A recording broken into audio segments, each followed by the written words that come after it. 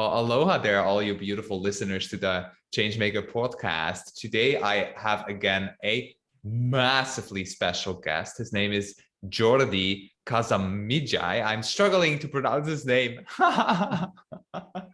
Say it again for us, Jordi. Jordi Casamitjana.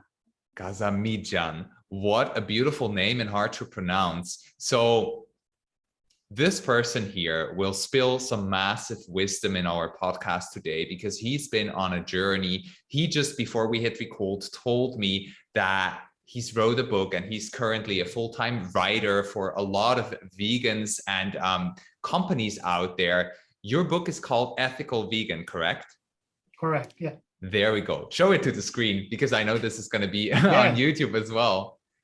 Yeah, Ethical Vegan, a personal and political journey to change the world, because that's what we want to do, isn't it? Change the world. But everything is personal and everything is political. I love that. I love that. And I'm really curious to talk to you because today's topic is specifically focused. I know we could make like a 20-hour podcast or a whole year we could talk, and I'm sure we wouldn't have talked about all the things that you've experienced because you've been in the field of vegan activism for a long time. But today I want to narrow it down, and I want to talk to you about the topic of what are the most efficient or quite or a lot of efficient ways for us vegans to do activism. And I've seen, I want to use this article that you wrote. You write a lot of articles. You just told me before you write like 3 articles per day at the moment. Yeah. And I want to use one of your articles in which you've listed out all the different ways we as vegans can be active. So I want to use that article. But before we dive into that, I would love for you to have the possibility to introduce yourselves to all our beautiful listeners and watchers here. Right. Okay. You mentioned my funny surname and name. That's because I'm originally from Catalonia, which is in the Iberian Peninsula. I'm a Catalan from origin, but I live in the UK. I've been in the UK for 30 years or more now. So I'm a British citizen with Catalan origin. I'm a zoologist. My background was in animals, study animals. But essentially, I'm so many things that through the years, I had to decide what I'm going to be using to define myself. And these days, in the last few years, I use the term, I'm an ethical vegan. I'm just an ethical vegan, somebody that follows veganism 100%. I have a zoological background. I've been an activist. I've been a researcher. I've been an undercover investigator. I've been a campaigner for many animal protection organizations. I've been a writer. But from all these things that just layers that I can put and take away, but the one I cannot take away is the layer of ethical vegan. That's going to stay forever. And I can relate to that. Same here. I don't think that will ever change for both of us for the rest of our lives. Right? Indeed. And I've been vegan for 20 years. I'm known recently because I had a legal case in the UK that led to ethical veganism becoming a protected philosophical belief, a protected class, they say in America. So vegans are protected because I won a legal case, and that's why people know about me, and that's why I wrote a book, because my book explains the story of how I successfully managed that.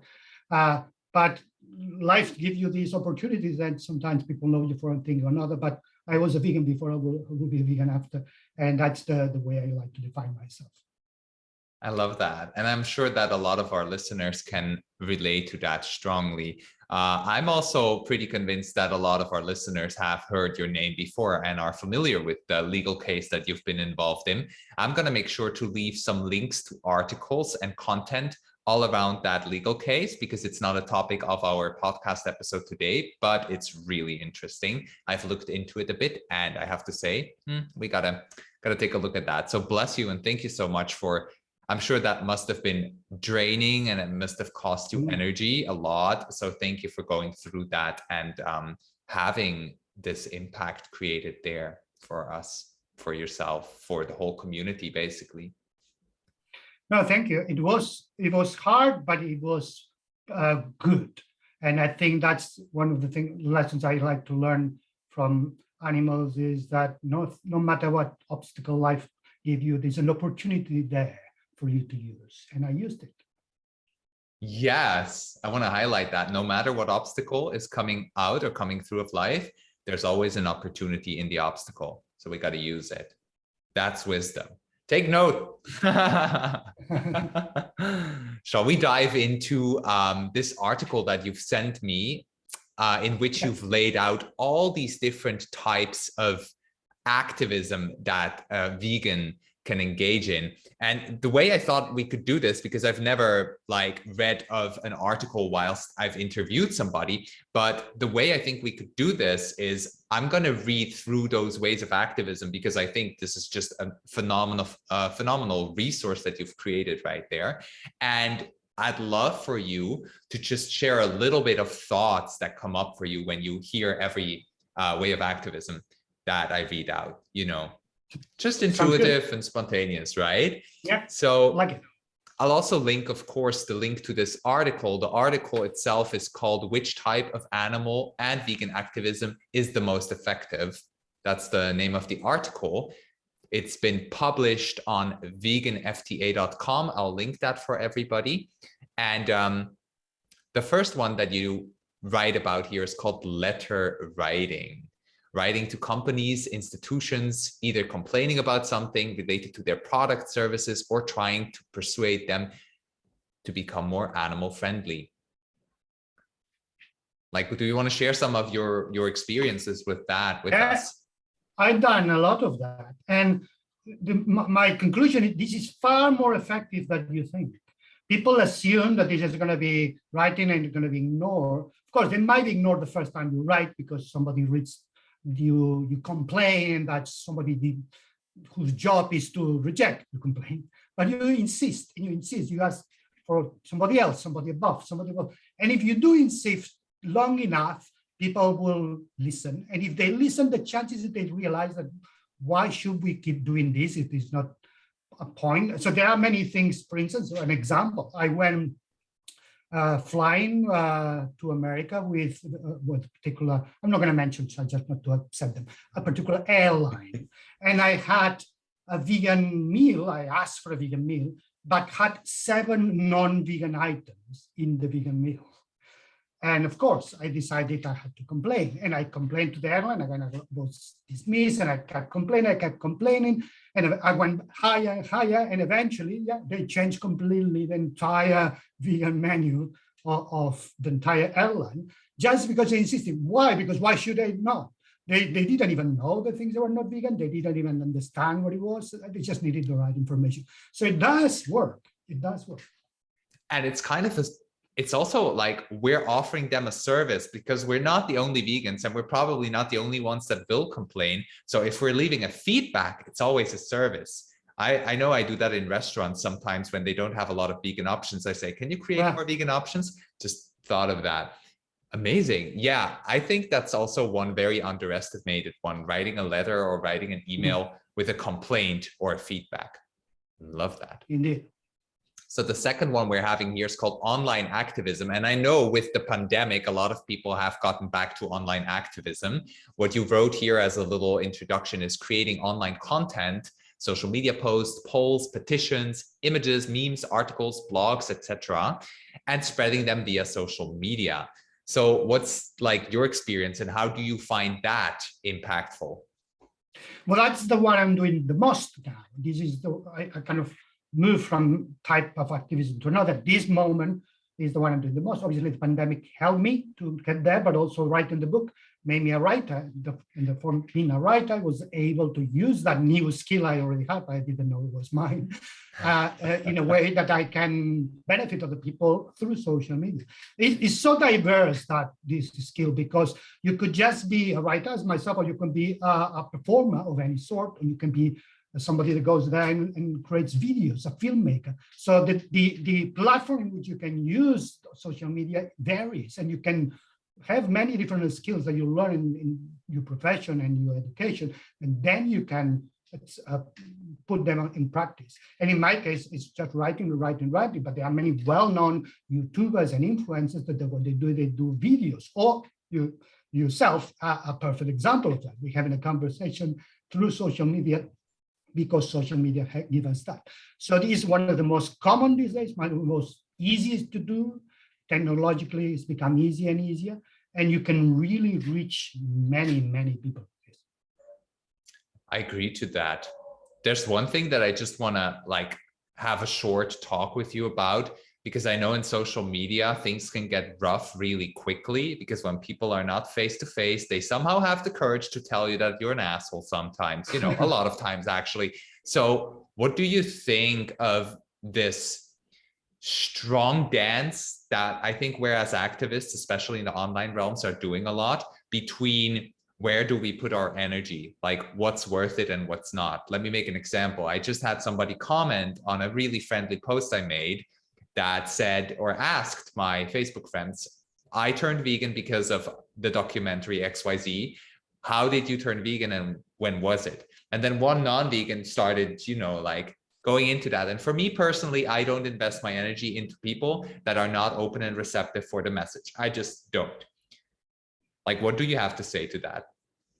I do the same thing. I have the same attitude that you have. I think the language we use in social media is a new language. We humans didn't have that before. We need to learn to speak it. So we, as a civilization, we are like a 3-year-old child learning English. So we're still learning the grammar of social media. We're still learning the vocabulary. Social media still will misunderstand each other a lot. And it will improve with time, especially with generations that have grown in a world where social media exists. But because we don't have the visual image that allow us to read body language, which is so important in communication, and we have evolved to understand people, almost everything we understand it is through body language and a little bit through the words. You remove the body language because you don't see it, then the words are very insufficient to communicate the message that the person tries to communicate, will lead to misunderstanding. You misinterpret the tone. Something is a joke, you don't understand it's a joke. Something is offensive, you don't know it's offensive because you don't see the offensive face. It's a difficult thing, so we need to learn. And emoticons, all these signs that we have to show emotions, they don't quite do it because they just put it at the end of the story. You should have an emoticon for every word that you put, so people don't know whether you've been sarcastic or not. It's a different thing. We'll need to learn. And in the process of learning, there's no point, as you said, to waste energy into misunderstanding. When you detect a problem or misunderstanding that doesn't seem to be resolved, you stop it. I have this rule of when I have arguments in social media, I give 5 times the opportunity to have a conversation of a subject of disagreement. And after that, if it carries on, I stop the conversation. It's 5 times. You probably at the 6th, you're repeating what you said in the first. So with 5 times, you have the time to say what you wanted. You have the time to listen to the other opinion. You have the time to understand the difference of opinion. And if you carry on, it's just a waste of time. So 5 times interacting back and forth. And if you still notice that it doesn't go anywhere, skip it. Boundary. That's it. Thank you. I think that's important to hear for a lot of our online activists here. The third one, we have a lot there. Let's see how far we can move through this, but let's keep this going. Corporate campaigning, engaging positively with corporations to persuade them to change their activities. You want to reiterate a little bit on that? Yeah, this is often done by professional campaigners that know how to do that. I did a little bit of that and I didn't like it, to be honest. That was not for me. That's the thing about activism. Not everything is for everyone. And this is the one that you need to be kind of from that corporate world, speak corporate language, the things they like to hear, and be able to engage them positively to make them realize that they don't have to use animal products. They don't have to do this.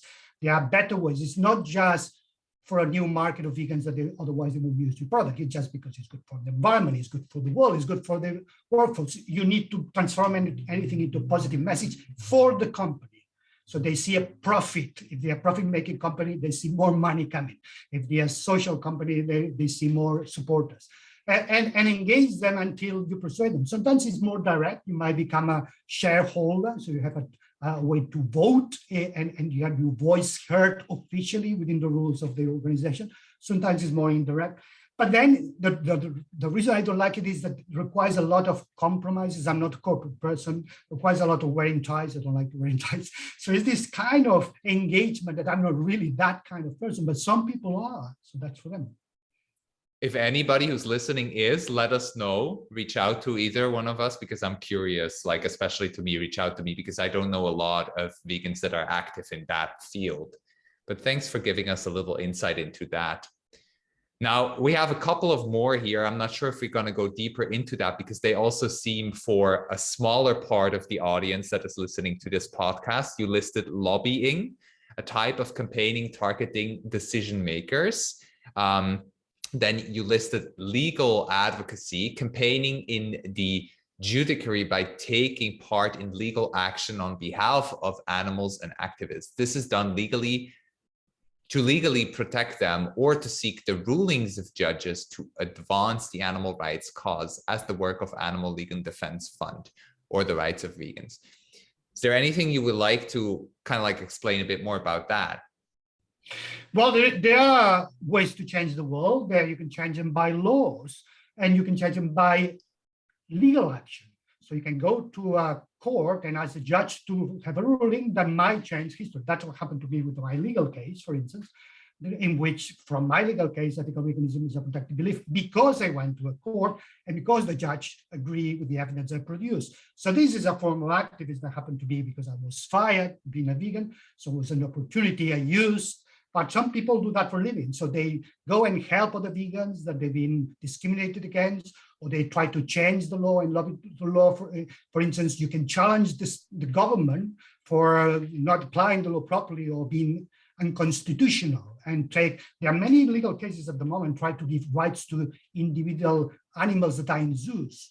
An elephant called Happy in the Bronx Zoo, as now there is legal action to say this elephant is a person. It should not be in captivity. And there are court cases to free Happy the elephant in the Bronx. And in Ecuador, recently, there was a judge that says, yeah, this particular woolly monkey that was captive and died, the rights of that woolly monkey were infringed because since the new constitution in Ecuador has declared that nature has rights, this individual is part of nature, so therefore that was a wrongdoing of the government. So things like that can be done from a legal point of view through the judiciary.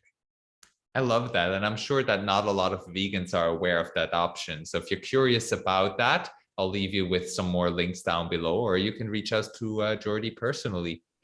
He's active on Facebook. Very, same like me. Now, the sixth thing you've listed here is research and investigations. I believe that those, like I've been involved in very little of those, but for me, they were very active parts of activism, very engaged, very confronting. What's your experience with those? I done that for a long time. I was an undercover investigator for a long time. As I said, I'm a zoologist, I'm a researcher, I'm a scientist. So I could do research either by obtaining information in an open way through freedom of information request and processing the data and produce results. It's basically about showing what happens to the animals. That is often hidden. You need to have somebody tell into the world what happens. And you can either break the barriers and show it, that's the investigation, or use the data is available and process it in a way that shows reality, statistics, numbers, and things like that. And I produced many of these scientific reports exposing cruelty to animals that people didn't know before, and things like that. So you need to obviously have the right skills. As an investigator is a skill, and a researcher is also a skill. And it's hard. It's psychologically very hard to be an investigator. I don't recommend it to anyone. I would say, don't do it unless you're ready and you psychologically prepare, because it's one of the hardest things to do, to go on undercover investigation, observe situation is wrong, and know that you cannot interfere, because your role at that point is to report, not to interfere. And if you interfere, the data won't work. Nobody will be persuaded that what you saw was right. So and you have to have a lot of self-control emotionally, and it affects you, it burns you. So I don't recommend it to do it. Just a few people need to do it, not everyone, to get the information, and the people that are able to cope with it, thank them, but don't just think that it's an exciting, adventurous thing to do. It's a hard thing to do. It's really challenging. Yeah. And if you want to like prepare yourself for that, I'm here for that. I'll help you with coping. And, that's my job as a mindfulness and mental health coach. But I myself, I also don't do it at this moment in time. I find it is too draining, and Yeah, very heavy work. So also thank you for doing so much of that over such a time frame, Jordi. Okay. Yeah. So there is, let me see, you've listed 13 more. Let's go through them, because I mean, like, we just really need to lay them out because a lot of people don't know about them. And it's really beautiful that you're actually spending your time with me here to give us a little more insights in your experience with that. So the next one you called pressure campaigning, thinking strategically and applying the right negative pressure to the weakest point of the animal exploitation companies and industries. So to me, this also sounds like something where somebody is quite engaged as an activist. So not somebody with a full-time job next to it, because this is a job, unlike activism is work. So what's your experience with pressure campaigning? Pressure campaigns do work, but they are also very specialized role. They normally work when they are done by animal protection organizations or big organizations that hire campaigners that have experience on this issue.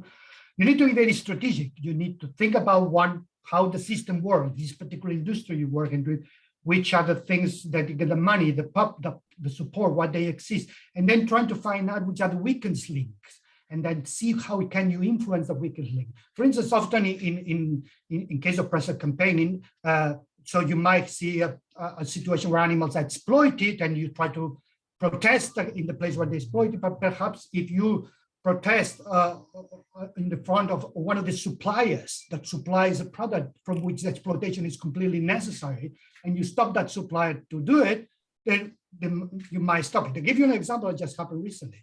So there's been a lot of pressure campaigning in the issue of vivisection, animal research, trying to not just complain about universities doing research or companies, but going to airlines that transport the animals to the labs, and trying to ask the airlines, don't do that, please. Don't transport any animal that goes for vivisection. And many have said, okay, we won. Till the point that recently, I wrote an article about all the labs in the Canary Islands, that is from part of Spain. They cannot do research anymore because no airlines allows them to bring any animal anymore. So they said we have to stop. So you see, the weakest link was identified and it worked. That's amazing. That's a really smart way to apply activism, actually. But again, you said in the beginning, this is something that is often done by people that are hired by animal rights organizations or animal liberation organizations, because it is work. You got to do research and find that weakest link. But really, really powerful and inputful. Thanks for that example, by the way. The eighth one that you've listed here, which is something that I do see most vegans on Facebook that I connect with personally do, is animal care, volunteering to help animals in need, such as working in an animal sanctuary, fostering rescued animals, looking for a home, adopting animals who need help with their care, or even creating and running genuine animal sanctuaries.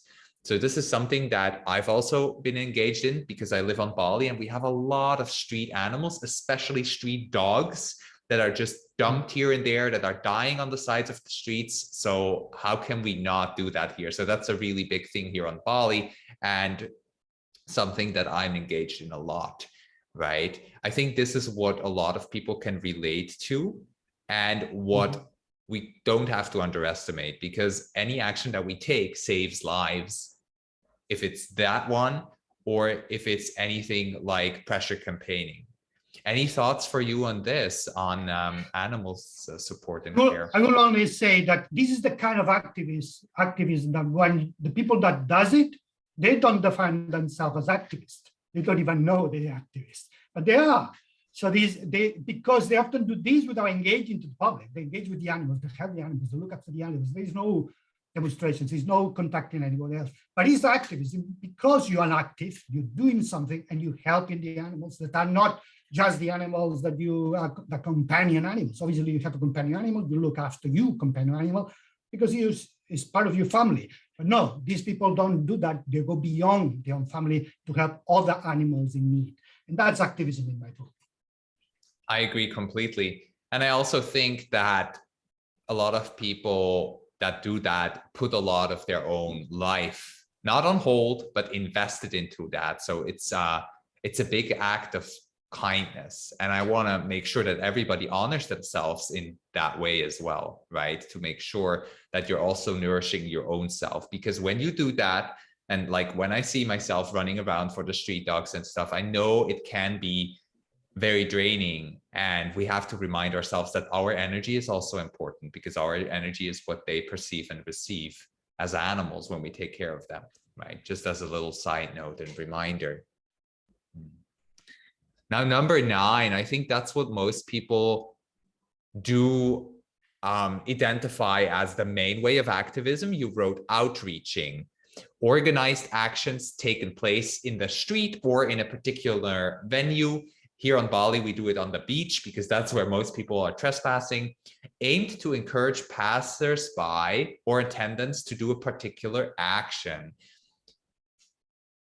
Yeah, I think this is what most people are familiar with. Anonymous for the Voiceless does the Cubes of Truth. We the Free, WTF, does the Diamonds, which is basically a pretty similar way of doing street outreach or outreach. Anything you want to add on to this? I think this is very familiar for most listeners. Yeah, I've done quite a lot of it. There are many types. Could be leafleting, could be more sophisticated, could be tabling with a table with chalking, writing chalk. So you can express them in different ways, but they always involve talking or engaging to somebody you never met before. And that is skill that you also get better with time, and you can learn how to engage. It's all a communication exercise, and you could communicate wrongly, communicate rightly. You learn with experience. Sometimes there's people that you are yourself that help you to reduce the probability to say the wrong thing at the wrong time. And that is always, but it's a communication skill. We do have it biologically. That's why I was saying the online issue that we don't have the face-to-face has all these handicap and problems. But when we do it face-to-face, biology is with us. Human communication, body language is with us. So we are not alone. It's all the words that we learned plus billions of evolutions that told us how to behave friendly with another person, so the other person becomes open, receptive, and listens to what you say. And they go with some information you had before that hopefully will have an effect positively in their lives. Yeah. I actually just recorded a video on that, which is called Implementing Coaching into Activism, because I know that as a coach, we have a lot of, that's what I learned, a lot of communication skills, and they are very much hand in hand, and we can use them. So I'll also put that link to that video. It's a 20-minute video in the show notes of this podcast. What's the next one? Exciting. Drum roll. Protests. Something I've done before a lot in Switzerland. Here on Bali, I don't do it that much because I know that a lot of expats here can get deported if they do things that the government doesn't like. It's a bit corrupt here, actually. A lot of people think it's paradise, but we have some corrupt government choices that have been made. So protests, you wrote public attention drawing actions performed by more militant activists where the emphasis is on a negative message, highlighting the cruelty of those who are being protested against, for example.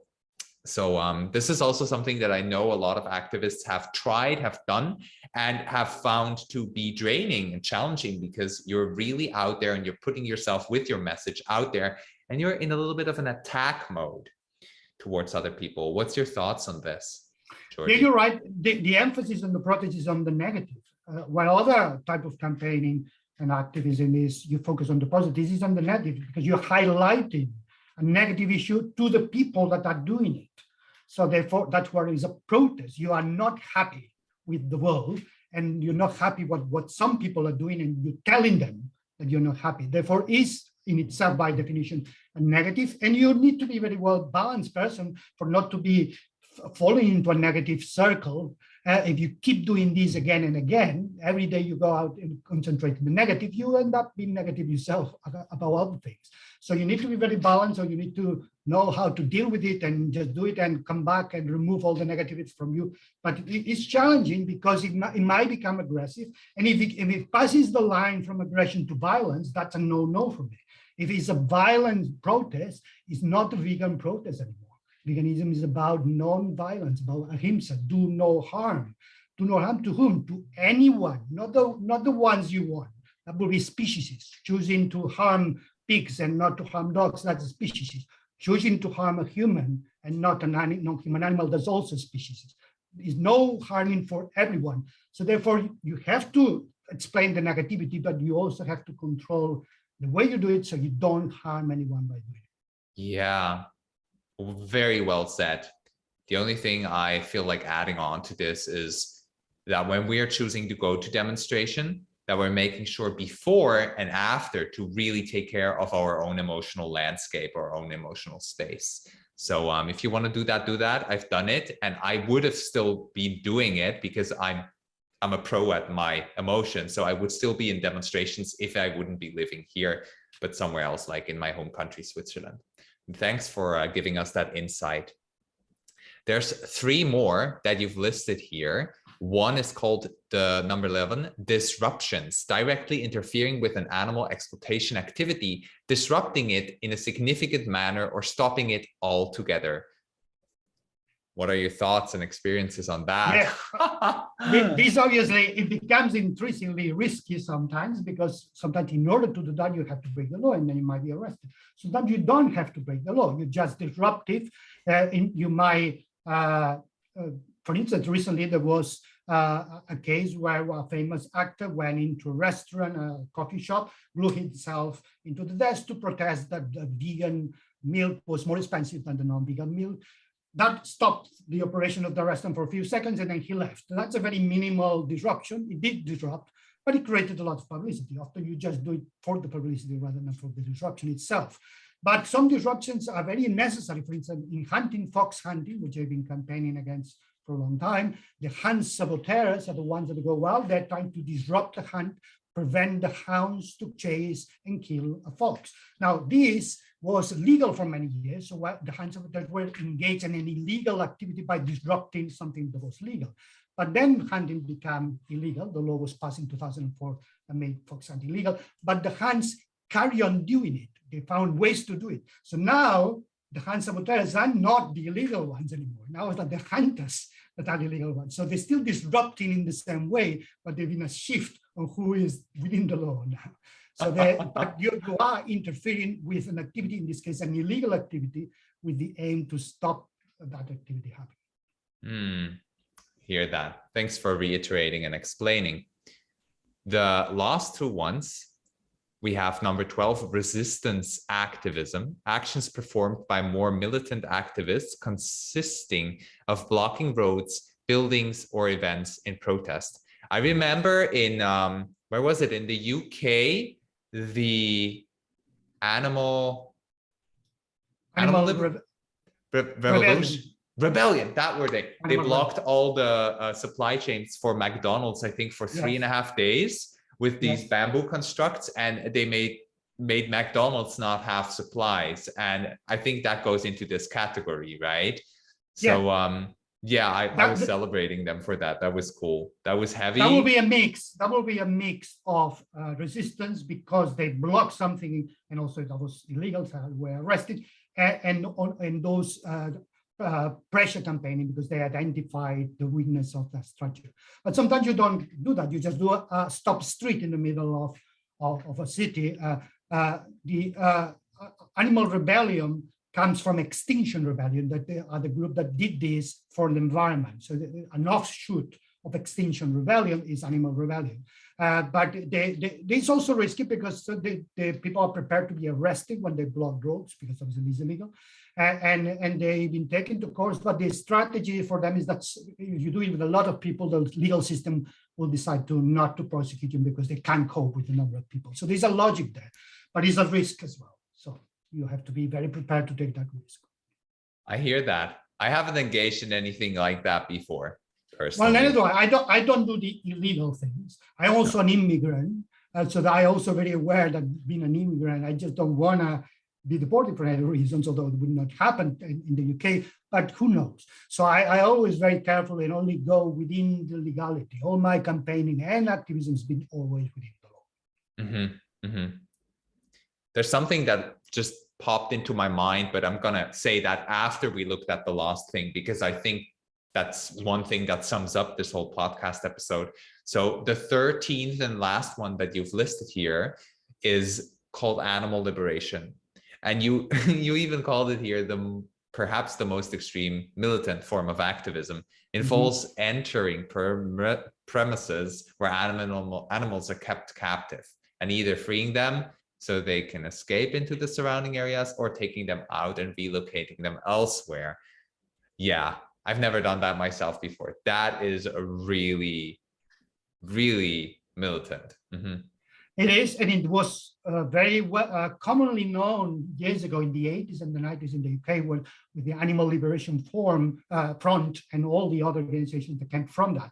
There was a style of activism that was quite common in the past, especially where there were fewer laws that allowed do other types of campaigning, but still happens. And it has pros and cons in the sense of what you try to achieve. You sometimes freeing an animal and leave it into the environment doesn't mean that animal will survive if that animal is not adapted to that environment. So you have to be very careful. It's not sounds kind of very dramatic and they might be right all the time, but it's not always right. Sometimes it's wrong. I agree. And I had so many conversations about that, especially like when we're looking at the domesticated animals, as you said, would they be better off if we just free them and put them somewhere? Because over the past decades, they have been like recreated. Like animals are not all in their original shape. Same with foods. A tomato has been changing over the past decades as well. Same like a cow has or a dog has. I mean, the example from wolf to dog is a great one. So also a little reflection and focus on that freeing an animal is not always the best solution for the animal. So thanks for pointing that out. And I would like to add as well that one thing that happened with these more radical and militant types of activism that might lead to arrest and conviction, sometimes spend years in prison, is that when you're in prison, you cannot be an activist anymore. So it removes the activist from the activist pool. And that is not a good strategy. Do something that might likely or not in as low probability remove you from your activism. That doesn't seem to be very effective. Good thought. You're blocking yourself from being an activist by being too active and thinking you're creating impact. Good thought. Thanks for sharing. Haven't thought of that like that before. Yeah. But yeah, true. Wow. So these are the 13 forms that you've listed in this article. The article is longer. There is more things to it. That's why I'm going to share it with everybody who's listening in the show notes or in the description of this video on YouTube. What just popped in my mind before, and what I would love to ask you now, of course, that's kind of like the burning question, what this episode is all about. What do you think is the most effective way of being an activist? Which is, I answer it at the end of my article, so for those who want to read, but essentially, there is one that is the most effective, but we don't know which one. We will never know which one, because to be effective in a transformative social movement, you need to see it a long term. You see in the future, in 100 years, 200 years, what we're doing now will have an effect then. So we cannot measure it now. We have to measure it then. Therefore, it might be things that we do that are more effective than others, but we don't know which one it is. And they might only work in particular places or better in combination with others. So the only thing you can conclude is the more things we try and the more activists are out there that do more things and do activism for longer, then the higher the probability that the right combination of tactics at the right time will appear. So that's the only thing. So any type of a strategy that reduces the number of activists or the variability or the diversity of those activists is not gonna increase the probability to get the right activism that does the right effect and impact. So the only thing we can do is keep inventing type of activism, keep trying as an individual different types, and from your point of view, from a personal point of view, find the ones that work for you, the ones that fulfill you, that satisfy you, because there's no point to imitate somebody else's activism if you don't feel fulfilled. Because remember, activism comes from within. Outreach might come from outside, somebody asking you for help. Activism comes from the need to act. You feel the need to act. You learn something about the world, you're not happy about that, and you feel an urge to act. And if you try to act and don't fulfill your satisfaction of you doing the right thing, you're failing yourself. That urge will not disappear. You will keep doing things. You might cross the line, become violent, go to places you don't want to go, and fail. So in order to keep acting and satisfy this need, find that niche that works for you, for your character, for your location, for the legal framework where you live, and try several. And every now and then try another one to see whether your favorite is still your favorite, and be experimenting, but just don't waste time in things that don't fulfill you. That's my lesson. Amen. Amen to that. Wow. Thank you so much for your insights, Jordi. I think this is really valuable for everybody out there. And I'm curious, like, let us know on social media what you think are your power zones in activism, or like your thriving zones. For me personally, it's outreach. I love to be connected to people in person, and online activism also works really well for me because I've gotten very skilled at understanding, you called it so nicely, a language, a new language. I've gotten good at understanding the language people speak online. So that's kind of my current power zone and where I invest my energy into. So let us know what you invest your energy into. The best way you can do that is, if you're not a member yet, I have a Facebook group. It's called the Mental Health and Mindfulness Academy. It is for vegans and activists and not vegan activists that are about to be vegan activists. There's also a lot of LGBTQ friendly people in there. I'm a queer man, so welcome yourself into that group. I'll leave the link there, and in there you can share with us what kinds of activism are your power zones. And if you want to get in touch with Jordi more, Jordi is also on Facebook. Do you feel like you want to share any other resources, how they can get in touch with you, or is Facebook the main one for you at this moment? Facebook or Twitter. I'm in all social medias. I use either Jordi Casamitjana or JC Costa. That's the other word I use. But Vegan FTA, which is the place where this article we discussed was published, is one of my main clients. Most of the things I write them there. So if you go to Vegan FTA, you will be able to read a lot of the stuff I produce. And get my book, because I explain everything in there. I'm going to read that book. I'm going to get it ASAP, and I'm going to read it. And I want you to do the same thing. Everybody out there, get that book. Wow. Well, you will learn things about the book, because a part of my legal case and the reasons I become a vegan, I also talk about the history of veganism that many activists don't know about. They think it's a modern thing. It's been there for millennia. Millennia we're talking about. And if you don't know your background as a philosophy, you will be easily moving off track. It's good to have the foundations of the philosophy. I always say, before veganism, the first thing you need to do, my advice is, first get the philosophy, then get the behavior. Don't do it the other way around. First learn why and you do this, and then do it, not the other way around. Let's do that.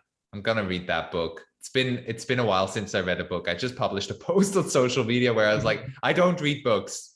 Not since a long time. I haven't read any books. I've just channeled information. I have coaches, I have mentors. That's how I learn. But that book I want to read, especially because I've gotten the time to speak to you personally. So thank you again, Jordi, so much for being a part of this episode. Everybody who's listening, who liked this conversation, who thinks it's valuable, share it with your friends, share it with, don't be a little ego prick, share it with the people you love if you think it's valuable for them as well. And I want to thank you so much for taking your time here. Bless you so much, and have a beautiful day or night wherever you are.